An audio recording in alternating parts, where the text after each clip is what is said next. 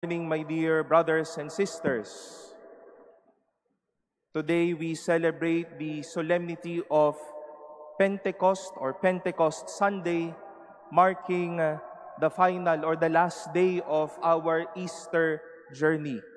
And for the last time as the 8 a.m. Mass goers, let us greet each other, Happy Easter.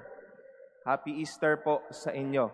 And I hope we all had a beautiful and fruitful Easter season, celebrating our joys and celebrating the gift of life that we all received from the Lord, the risen Lord. I wish us to recall and remember the experience of the apostles and all of those who were there during this first reading scene. Narinig po natin na tila all of them were all out. Remember that they were all fearful then. I've been telling you that after the death of Jesus, here came the apostles, here comes the apostles with all of those sorts of fear. Namatay si Jesus, nawala yung katawan ni Jesus, at marahil nasa kanilang isipin, baka tayo na ang susunod nito. Kaya hindi sila lumalabas. They were always inside that locked door. Their eyes were also covered from recognizing Jesus. They were all sad. As I've been also telling you, that the first Easters or first days of Easter were not about finding or egg hunting, not about saying or greeting Happy Easter, no. The first Easter was in a way sad. Their eyes were covered from recognizing the Lord. Wala silang saya, wala silang buhay, wala silang kagana-gana para harapin ang mga bagay na ito. But the gift of the Spirit moved them all out. They were able to speak and touch lives. People were able to live in amazement.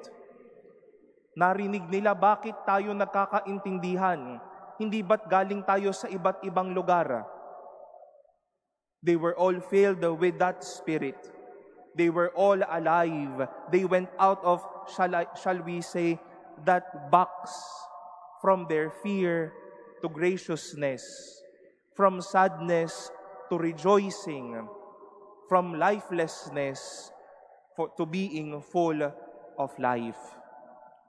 And isn't it, my brothers and sisters, the reminder and the grace of the Holy Spirit in our lives? St. Paul in our second reading would remind us that we are no longer of the flesh. We are no longer of ourselves. The Spirit that rose Jesus from the dead is also present in us. Dahil kung walang Spirito ang mga buhay natin, wala tayo ngayon dito. Hindi ako nakakapagpahayag sa inyo. We cannot all worship God. We cannot all live our days. We cannot be lively. Walang buhay at hindi tayo buhay na buhay. And when the Lord promised His disciples during that Last Supper, that the Advocate, the Holy Spirit, will be there to remind you. Remember those moments when people would remind you in life. Remind you to be better, remind you to be excellent, remind you of all the things that you will be doing. Kapag ka nagpapaalala ang tao at kapag ka sumasama ang tao sa buhay, hindi ba't nakakagana? Hindi ba't nagkakaroon tayo ng buhay at buhay na buhay tayo?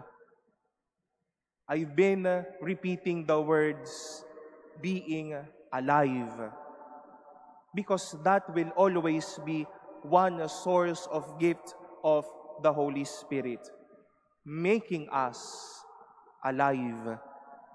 Hindi lang buhay, kundi buhay na buhay.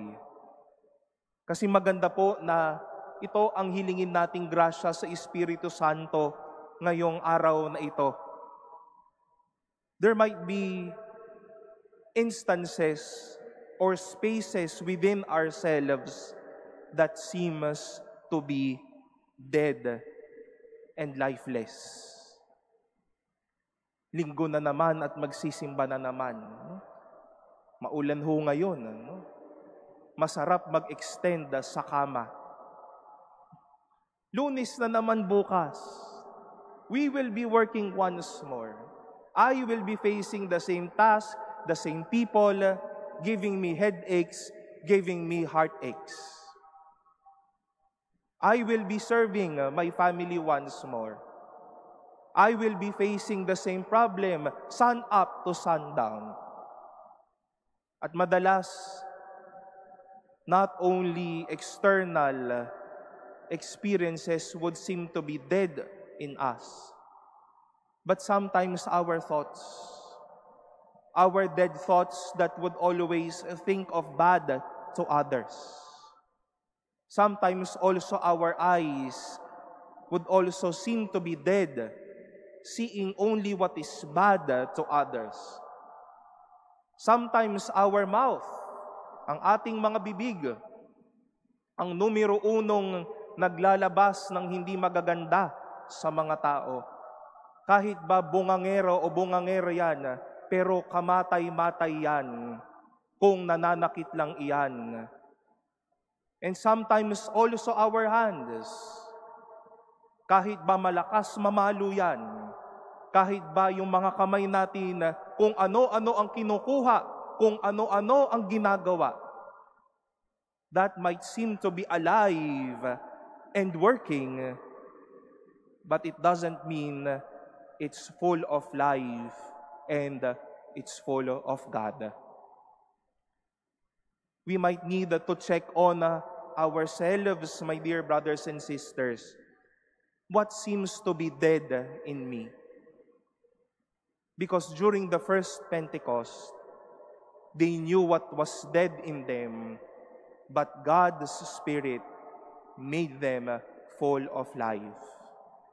Hindi lang binigyan ng buhay, kundi buhay na buhay. Baka patay pa ang ating isip na lagi na lang nag-iisip ng masama. Our mouths may be working, but sometimes it's dead of speaking the goodness or the mighty acts of God. Our eyes may be working and seeing everyone on today, but it seems that our eyes is dead of seeing God's graciousness every day. Baka ang puso natin tumitibok, oo. Pero baka patay ang puso natin sa tunay na pagmamahal.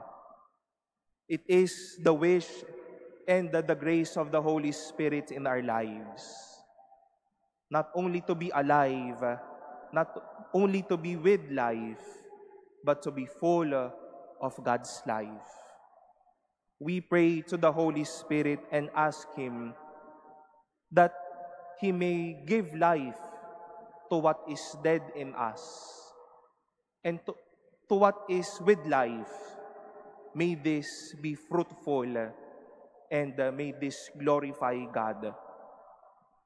Baka may mga patay pa sa ating buhay at puso, at sana sa araw na ito, biyayaan tayo ng Espiritu Santo na magkabuhay ang mga ito, magkaroon ng gana ang mga ito. Marahil tayo ang buong pagkatao natin doesn't anymore live this life to the full. May this Holy Spirit bring us life and bring us to live our life to the fullest.